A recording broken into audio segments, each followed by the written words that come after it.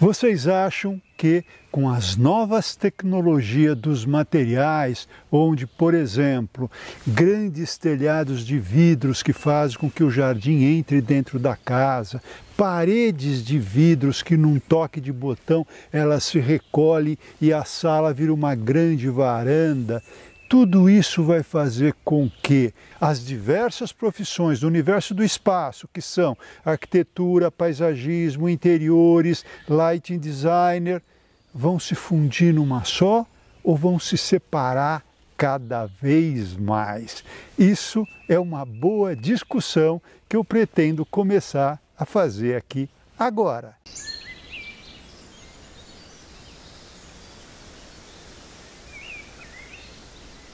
Pessoal, outro dia um seguidor do canal me perguntou: mas Abud, se o paisagista é que cria paisagens, principalmente no meio urbano, por que ele não deveria desenhar as fachadas dos prédios? Olha que pergunta instigante!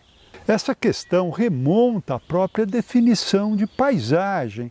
Eu gosto muito dessa definição de que paisagem é tudo que se vê. Claro que é uma definição curta e muito imprecisa, mas ela serve para muitas coisas. Então, nesse sentido, ele tem toda a razão. Tudo que se vê deveria ser desenhado por uma pessoa que vai, então, definir toda aquela paisagem.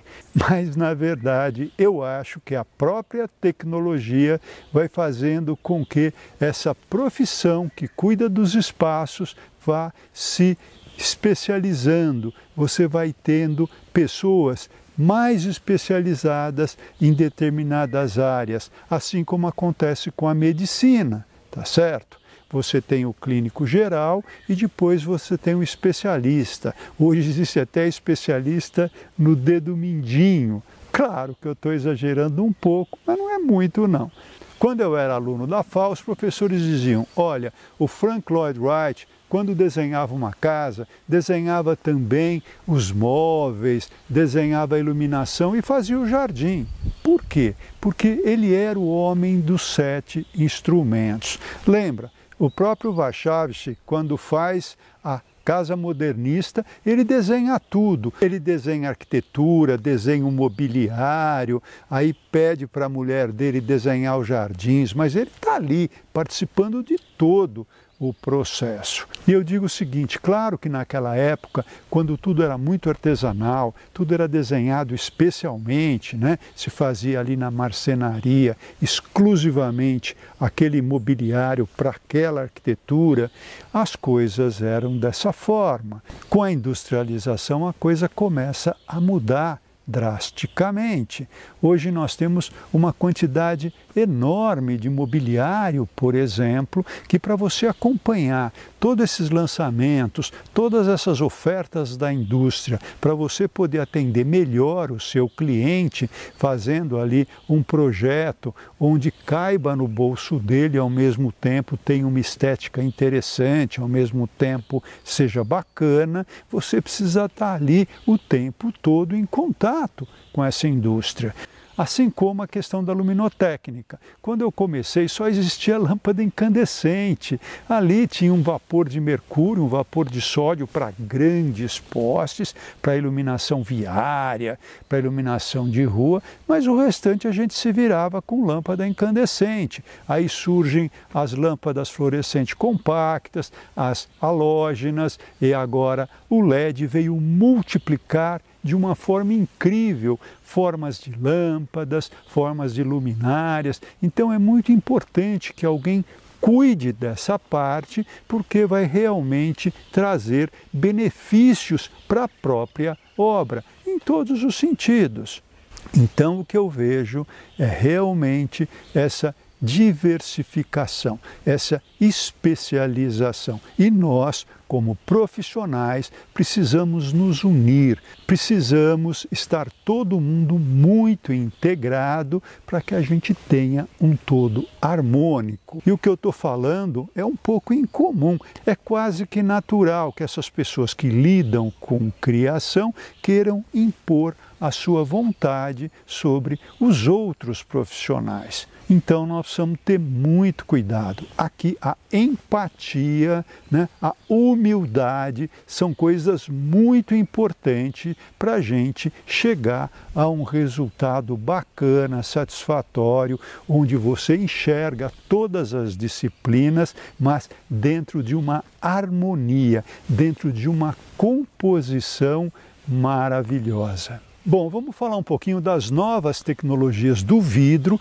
que realmente está revolucionando a própria arquitetura e essa relação do interno com o externo. Se a gente começar a pegar as técnicas de construção no Brasil, a gente começa lá pela taipa de pilão, taipa de mão, taipa de pedra, principalmente no sul, que eram elementos verticais fortes para segurar ali um telhado. Então, a gente tinha maciços de paredes muito grandes, pequenas aberturas, até porque o vidro era uma coisa bastante cara. Assim, se vocês pegarem as casas bandeiristas que são feitas de taipa de pilão, as casas que se chamam de caipiras feitas ali de taipa de mão, ou mesmo no sul as taipas de pedra, vocês vão ver que sempre existem vãos muito pequenos, cuja função seria entrar a iluminação